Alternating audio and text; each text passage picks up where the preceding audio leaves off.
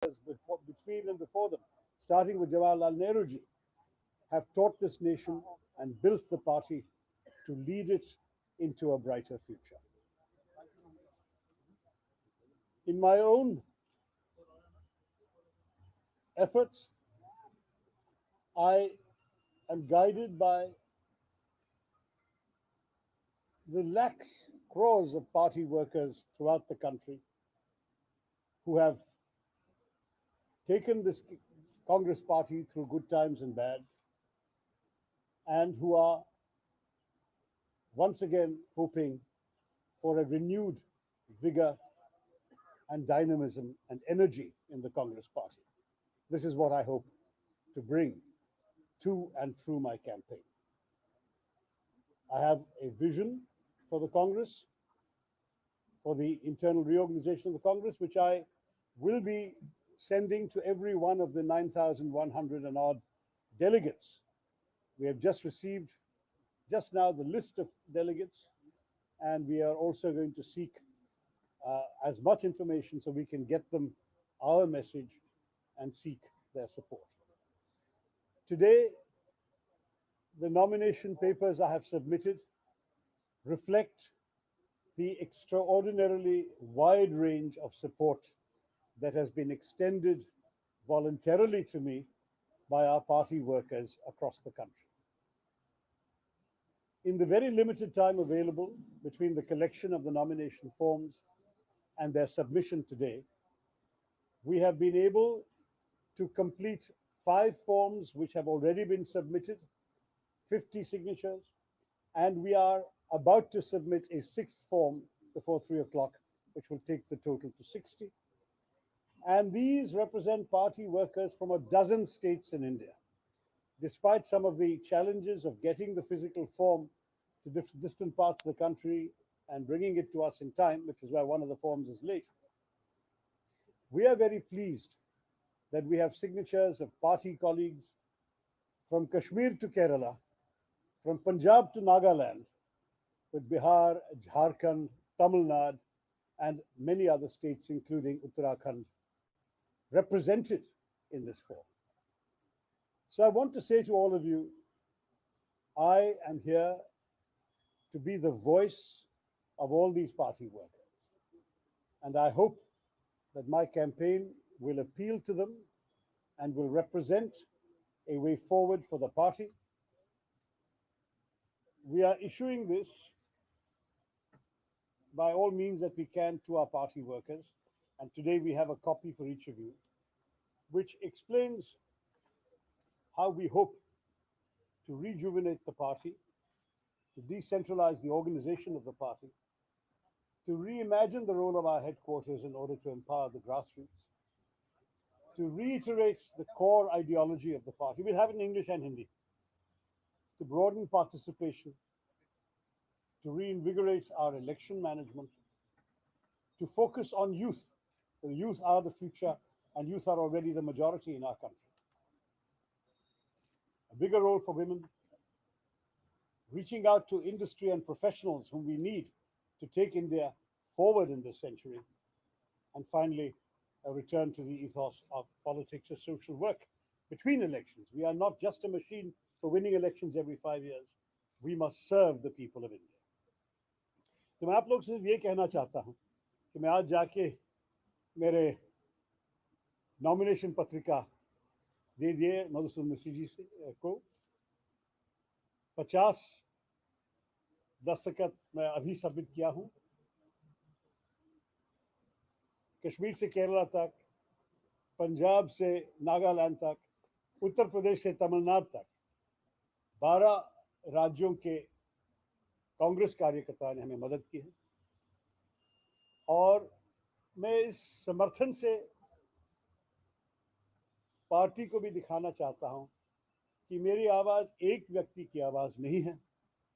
मैं अकेला चला था, जैसे मैंने मजरू सुल्तानपुरी के प्रसिद्ध शायरी को कोट करके आपको दिखाया। मैं अकेला चला था, लेकिन लोग आते रहे, चलते मेरे साथ और कारवां बनते गए। तो इसलिए मैं उनके समर्थन के साथ आज नॉमिनेशन फाइल किया। और ये 50-60 होने वाला है, क्योंकि एक और फॉर्म हम तो हर इलाके से लेके आ रहे हैं। 3 बजे के पहले हम एक और फॉर्म भी सबमिट करेंगे। और इसके साथ हमारी उम्मीद है कि कांग्रेस मजबूत बने और कांग्रेस पार्टी इस देश के आगे ले जाए। 21वां शताब्दी एक बहुत महत्वपूर्ण समय है भारत के भविष्य के लिए। हमने देखा है कि कुछ सालों से बहुत चीज़ें ठीक नहीं चल रहे हैं हमारे देश में।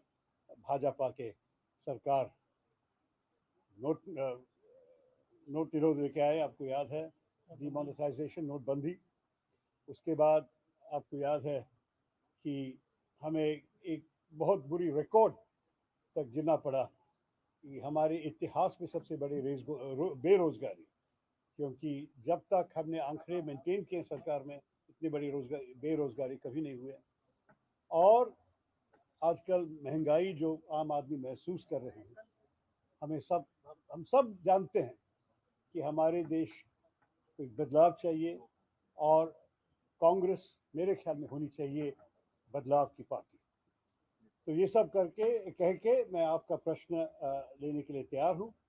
ये हिंदी में भी है और आपको हिंदी और अंग्रेजी में जिस भाषा आप चाहते हैं हम दे सकते हैं। देखिए, ये घोषणा पत्र आपको पता है कि ये 9100 जो वोटर्स है, ये कांग्रेस पार्टी कार्यकर्ता डेलीगेट्स हैं, ये उनके लिए है। देश के बारे में कांग्रेस पार्टी की बहुत सोच है और देश के बारे में हम बहुत कहेंगे, लेकिन अभी इस चुनाव में हम पार्टी के भीतर किस किस्म के प्रगति लेके आने चाहते हैं, ये इस घोषणा पत्र में है। हम चाहते हैं कि आप देखिए, कायाकल्प की प्रक्रिया को अपनाएं, बड़ी जरूरी है कि संगठन का विकेंद्रीकरण, हमें डिसेंट्रलाइजेशन की काफी जरूरत है इस पार्टी में। एआईसीसी मुख्यालय की भूमिका की फिर से कल्पना, पार्टी के मूल विश्वासों को दोहराएं। कभी कभी लोग भूल जाते हैं, भूलना कभी नहीं चाहिए कि हमारे संकल्प, हमारी सोच जो भारत के बारे में है, ये भाजपा और हमारी सरकार से बहुत अलग है और ये हम बार बार जनता को याद दिलाना चाहते हैं। पार्टी में व्यापक भागीदारी,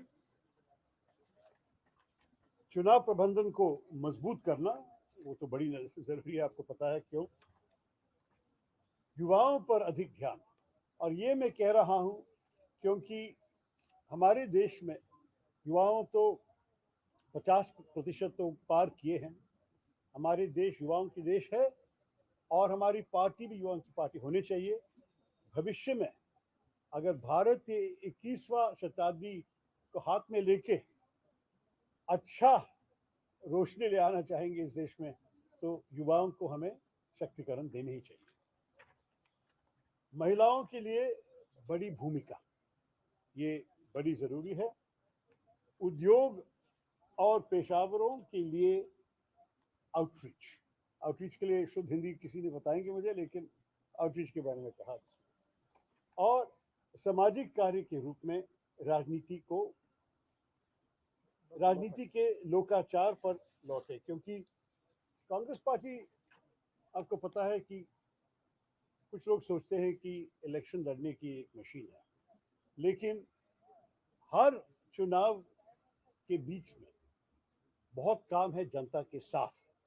और जब हम ये करेंगे, हम गरीबों को मदद करेंगे।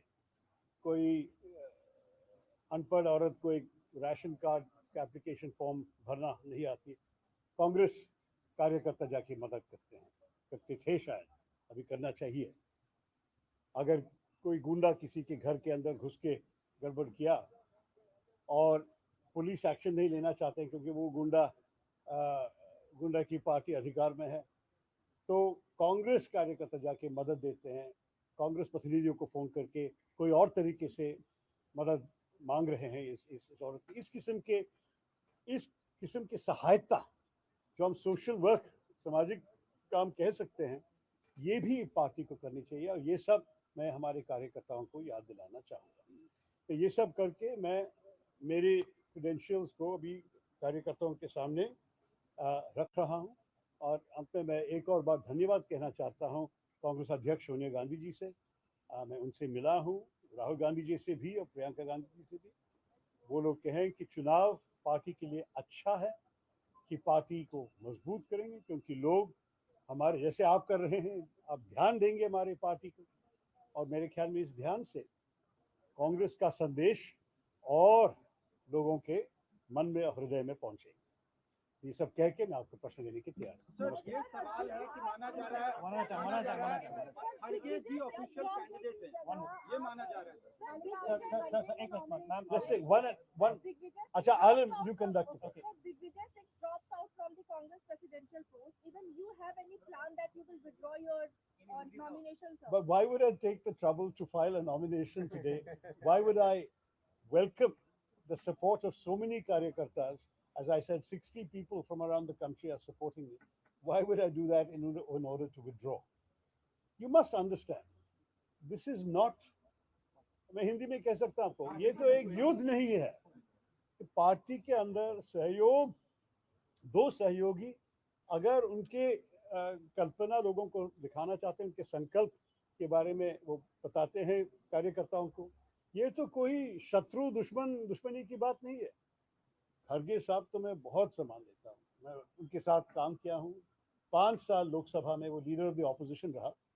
और अगर वो आज फाइल करेंगे 3 बजे के पहले, जैसे आप लोग कह रहे हैं, तो मैं उनको वेलकम करूँगा, स्वागत करूँगा। ये अच्छी बात है, क्योंकि मेरे ख्याल में पार्टी के लिए कई उम्मीदवार चाहिए। मेरे ख्याल में श्री त्रिपाठी झारखंड से आके वो भी साइन किए, तो 3-4 उम्मीदवार अगर है, मेरे ख्याल में पार्टी के लिए अच्छा है, क्योंकि चुनाव में चॉइस मिलनी चाहिए लोगों को। दूसरी बात यह है, एक और प्रश्न में जवाब देने दीजिए। The other point I wanted to stress, you said specifically about whether I withdraw. I will not let down the workers from around the country who have gone out of their way to extend their support to me. They have invited me to contest as their representative. And when they ask me and they sign the papers, they sometimes travel long distances to give me their signatures. I'm not going to disappoint them by pulling out. So one addition to that, Digvijay has been dropped by the party, and it has been said that Kharge is the main lead or the main support he's getting support from the party. आपको इससे क्या कहना है कि खड़गे को main face बताया जा रहा है कांग्रेस पार्टी की तरफ से? That is the basic thing that is coming. That now Kharge is a more stronger candidate. What do you have? Listen, the Congress president has assured me that the Congress party has no official candidate, and that the Gandhi family will stay neutral in this race, and that they welcome as many candidates coming forward as possible. In that spirit, I have put forward my candidacy. It is not disrespect to anybody. It is a friendly contest that's going to happen. And as far as I'm concerned, in that friendly contest, we should be able to work cooperatively as colleagues. We are not enemies. We are not rivals. We are colleagues. And what we are interested in is seeing this party go forward. I might add, Kharge Sahab turned 80 just a couple of months ago, and at his invitation, I authored a fulsome tribute to him for his legendary accomplishments in politics. He was elected MLA 9 times. He was in the Lok Sabha once. He's been a terrific, twice I think, but anyway, he's been a terrific leader for many, many years. I think he's one of the great giants, the Bhishma Pitama of our party in some ways. He's the leader of the opposition in the Rajya Sabha. Let's respect Mr. Kharge. But there is no disrespect in saying that I have my own ideas to put forward, which may not be his ideas. He will put forward his ideas also, I'm sure, to the party workers. Let the party workers decide how to proceed. So you are saying you represent the voice of the youth. So do you think Mr. Kharge will not be able to bring that rigor that you want to bring in the party?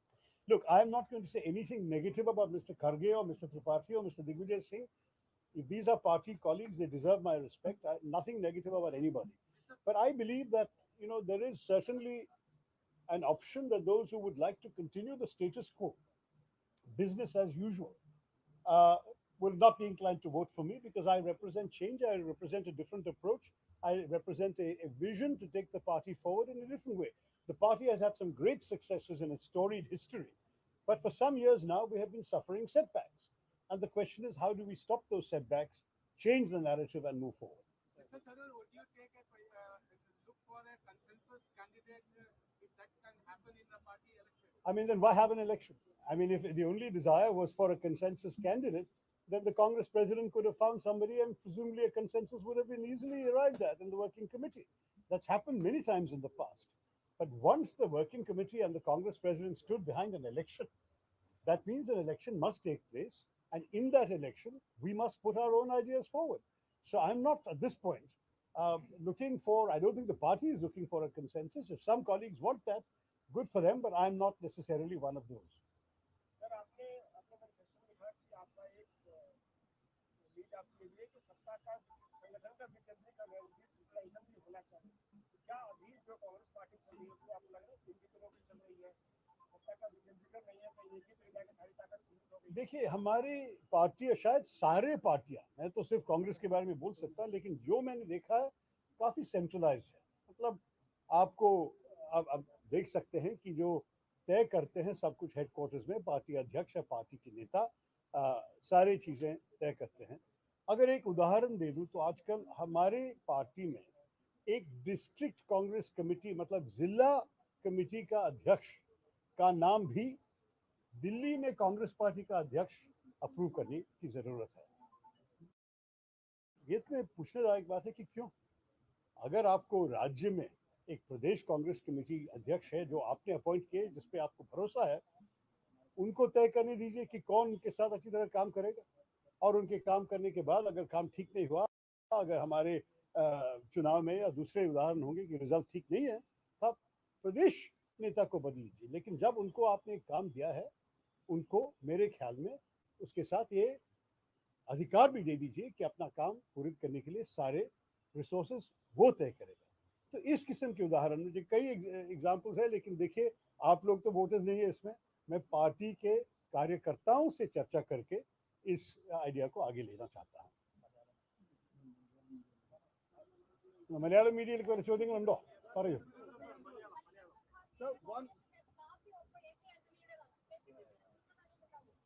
അല്ല നോക്കൂ, ഇത് ഓരോരോ വ്യക്തികളുടെ വോട്ടാണ്. ഒരു P C C ഏത് P C സിന്റെ vote, ഞാൻ 12 പ്രദേശത്ത് നിന്ന് പിന്നെ സിഗ്നേച്ചർ കൊണ്ടുവന്നിട്ടുണ്ട് നമ്മുടെ ഈ നോമിനേഷൻ പത്രികയിൽ. പക്ഷേ ഈ 12 പ്രദേശത്തിലും മിസ്റ്റർ ഖാർഗെന് പിന്തുണ ഉണ്ടാകുന്ന എനിക്കൊരു സംശയവുമില്ല. കാരണം ഇതാണ് ഒരു ജനാധിപത്യ തെരഞ്ഞെടുപ്പിന്റെ അർത്ഥം. നിങ്ങൾക്കറിയാമല്ലോ, ഒരു തെരഞ്ഞെടുപ്പിൽ എല്ലാ വ്യക്തികളും 9100 ചില്ലാൻ വോട്ടേഴ്സാണ് ഉള്ളത്. അവരെല്ലാവർക്കും സ്വന്തം അഭിപ്രായം സ്വന്തം തീരുമാനം എടുക്കട്ടെ. എൻ്റെ അറിവിൽ ഒരു പി സി സിക്ക് എല്ലാവരുടെയും പേരിൽ ഒരു തീരുമാനം എടുക്കാൻ അവകാശമില്ല എന്ന് മാത്രമല്ല, മിസ്റ്റർ മിസ്ത്രി പറഞ്ഞു അത് സമ്മതിക്കില്ല. ഒരു തെരഞ്ഞെടുപ്പ് ഉണ്ടെങ്കിൽ ആ തെരഞ്ഞെടുപ്പ് ശരിക്ക് നമ്മളുടെ ഭരണഘടനത്തിൽ എഴുതിയ നിയമങ്ങൾ പ്രകാരമാണ് നടക്കേണ്ടത്. So just stressing that as far as the constitution of the Congress is concerned, there is no provision for PCCs to pass resolutions binding all their delegates. Every individual delegate has the right to vote as he or she wishes. And that is the way in which we expect to see the election conducted. आपने कहा कि चुनाव है, neutral होगा, ऐसा top management ने कहा है, गांधी परिवार ने ऐसा कहा है। जी जी, जब G23 लीडर पूरा सपोर्ट खड़गे साहब को देंगे तो फिर निष्पक्षता कहाँ रह जाती है? लेकिन ये G23 क्या है, असल में यही पूछना चाहिए, क्योंकि ये तो माध्यमों के मन में है।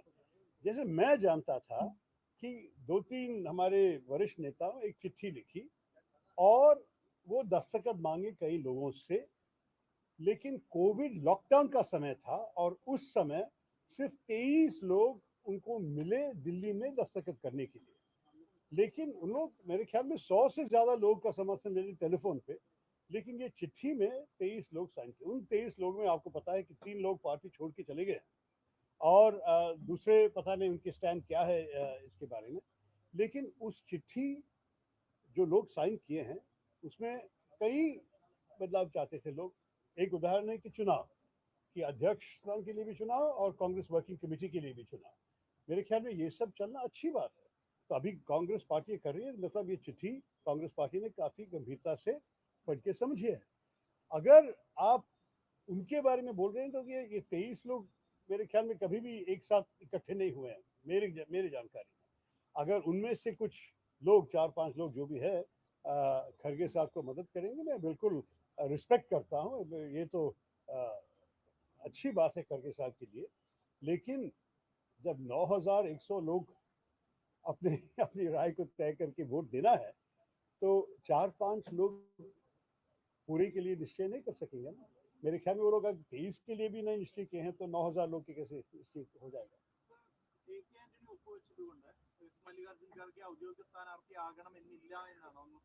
അല്ല, എനിക്ക് നമ്മുടെ പാർട്ടി അധ്യക്ഷ എന്നോട് പറഞ്ഞത് മാത്രമേ എനിക്ക് പറയാൻ സാധിക്കൂ.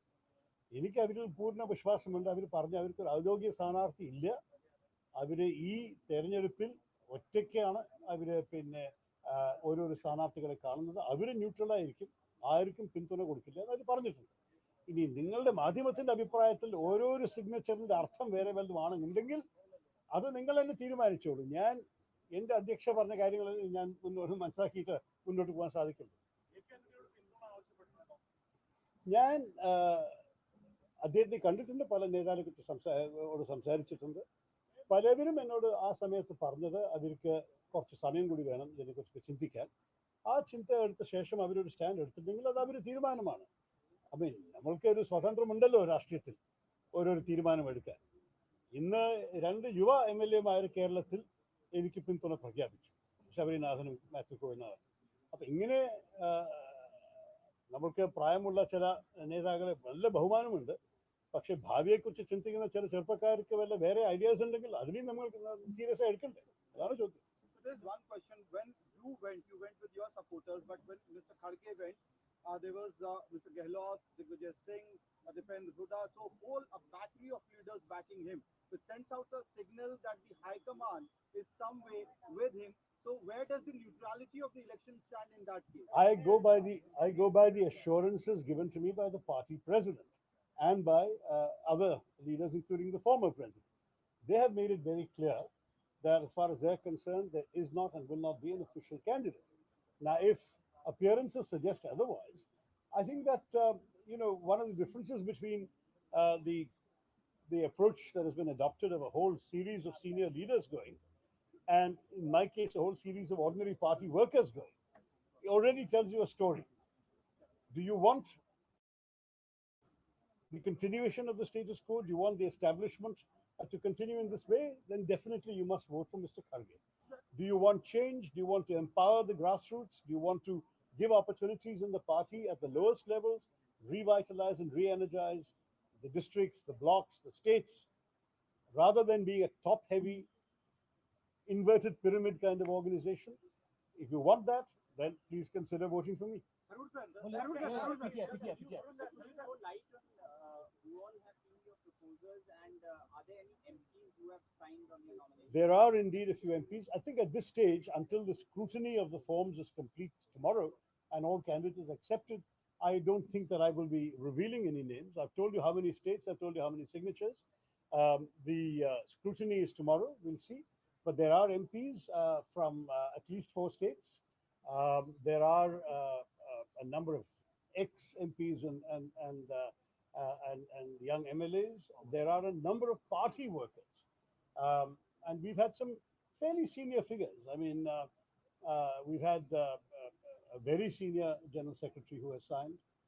We have in Kerala, the senior most Congress person in my district has signed, former MLA, but also somebody who has held every senior position in the party. So there are people with seniority also with me, but the bulk of my signatures are from regular कार्यकर्ता.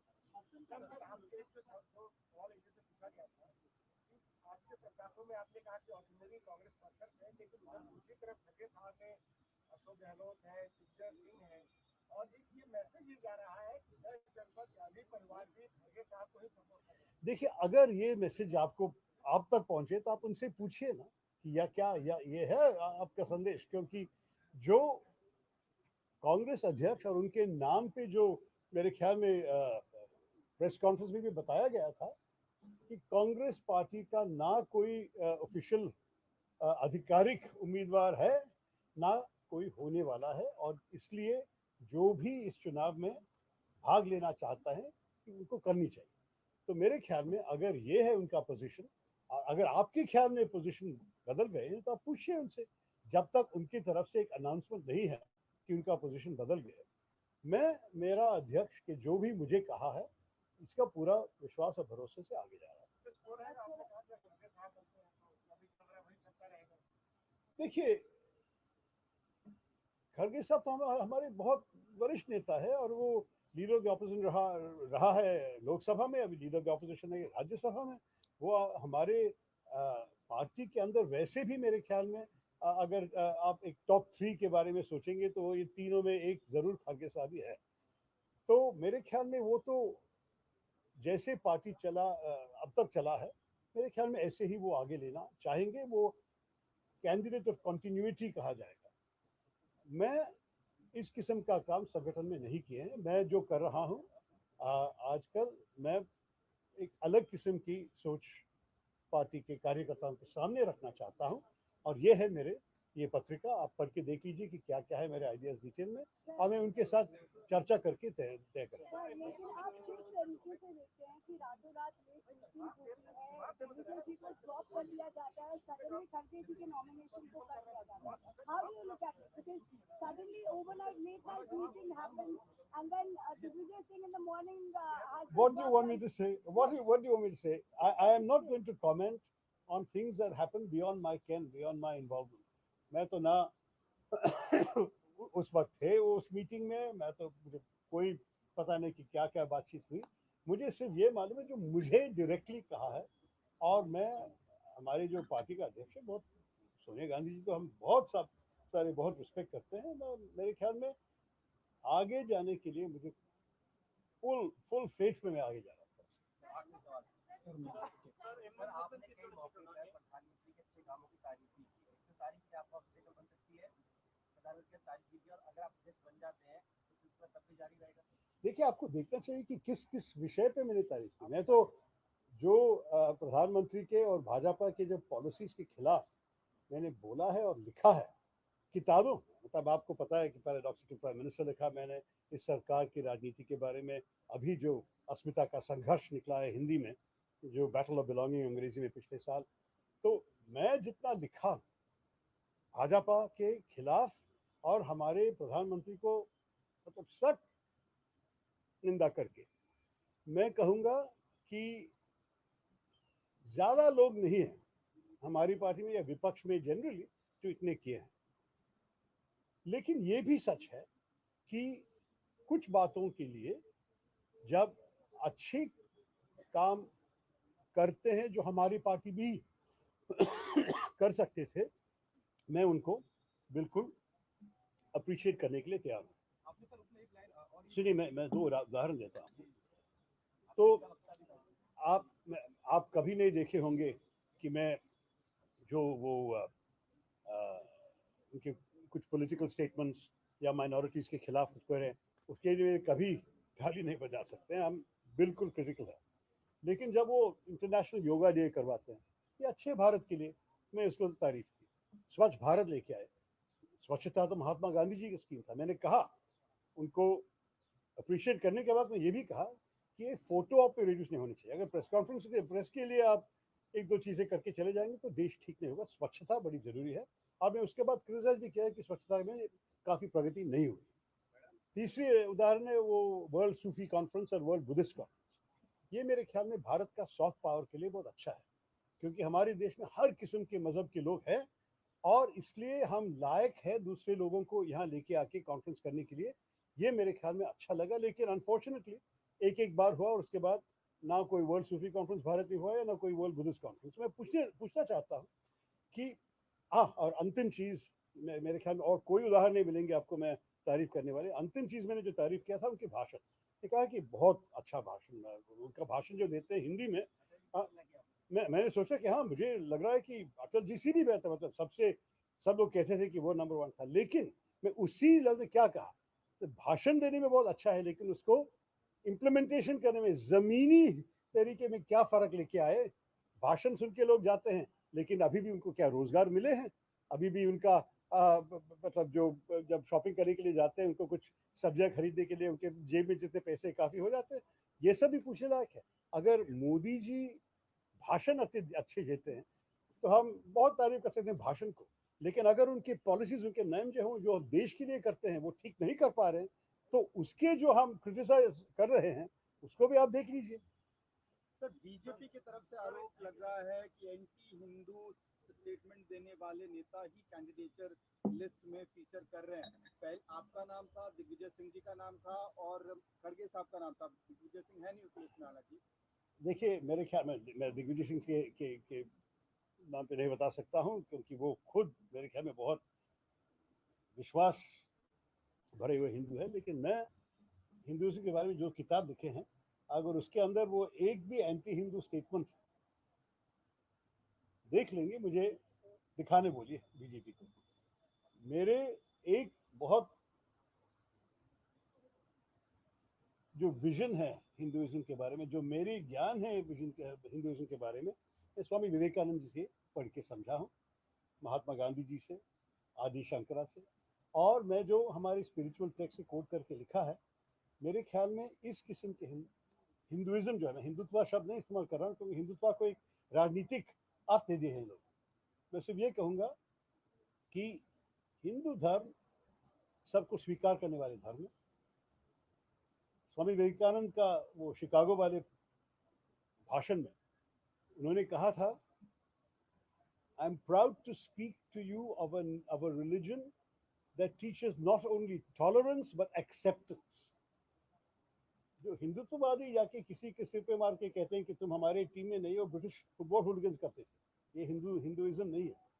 हिंदू धर्म में हम सबको सम्मान देते हैं, सबको इज्जत देते हैं, और हम चाहते हैं कि वो हमें भी इसी तरह के सम्मान हमें दें। तो ऐसे ही हमारे देश में एक साथ रहना चाहिए। तो मेरे ख्याल में ये जो एंटी हिंदू बात है बहुत आसान करने के लिए, लेकिन वो साबित करने के लिए उनको बोलिए। ഞാൻ ആരുടെ പേര് പറഞ്ഞിട്ടില്ലല്ലോ.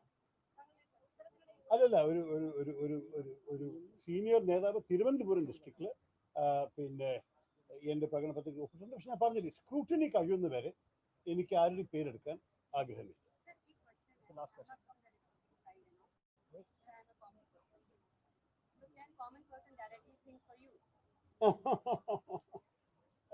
This is an election only for Congress voters.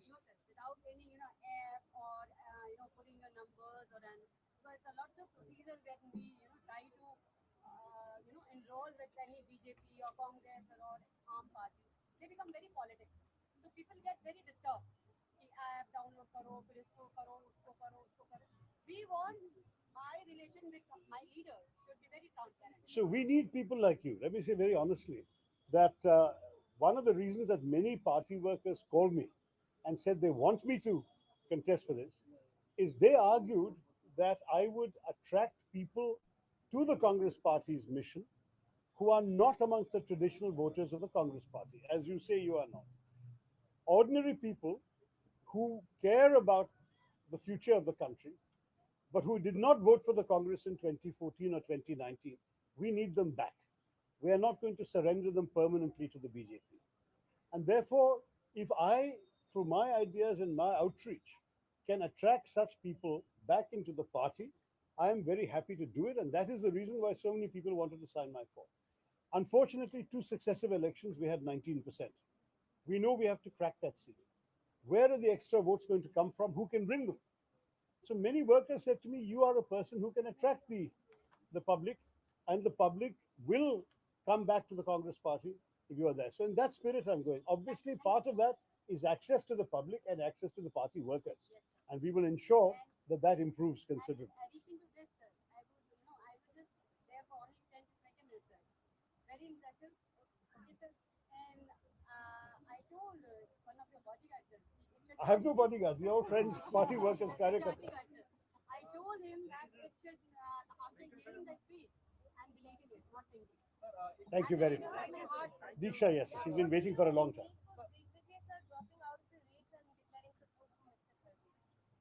Now, as I said earlier, I think the same question was asked in Hindi.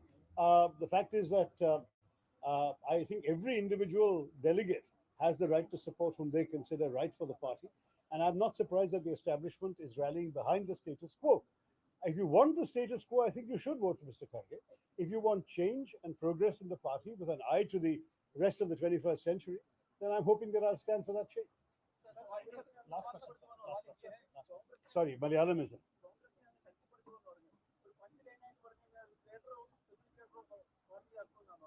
അല്ല അതല്ല ഇല്ല ശക്തി കൊടുക്കണം. നിങ്ങൾ എൻ്റെ ഈ പത്രിക ഒന്ന് വായിച്ച് നോക്കിയാൽ നിങ്ങൾ മനസ്സിലായി. ഒരു പ്രകടന പത്രിക പറയാൻ സാധിക്കില്ല, പാർട്ടിയുടെ അകത്ത് മാത്രമാണെങ്കിലും പാർട്ടിയെ നമുക്ക് നമ്മളുടെ സാധാരണ പ്രവർത്തകർക്ക് അവർക്കൊരു ഒരു ഒരു ഒരു ശക്തി അവർക്ക് തോന്നിയാൽ അവരുടെ ഓരോരോ തീരുമാനത്തിനും ഒരു കുറച്ചൊരു അധികാരം കൊടുത്താൽ എല്ലാ തീരുമാനവും ഡൽഹിയിൽ തന്നെ എടുക്കണം എന്ന് ആ നിയമത്തിൽ മാറ്റിയാൽ നിങ്ങൾക്കറിയാമല്ലോ, ഒരു വരി റെസൊല്യൂഷൻ പാസ്സാക്കിയിട്ട് എല്ലാം കോൺഗ്രസ് അധ്യക്ഷൻ തീരുമാനിക്കട്ടെ എന്ന് പറയണ രീതിയാണ് നമ്മളുടെ പാർട്ടിയിൽ.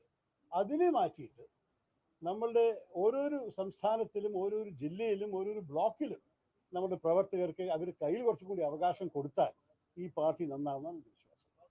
लास्ट दुनिया भर में जो मशहूर शशि थरूर अभी मेरे पास एक सवाल आया। बीजेपी की तरफ से स्टेटमेंट आ रहा है कि ये कहा जा रहा है कि कठपुतलियों में चुनाव हो रहा है और एक कठपुतली करा जा रहा है। ये बीजेपी लीडर ज्यादा स्टेटमेंट दे रहा है। देखिए, इसमें तो मेरा कुछ कमेंट नहीं है, आप उनसे पूछिए कि इसका मतलब क्या है। हमारी कांग्रेस हमारा गुरूर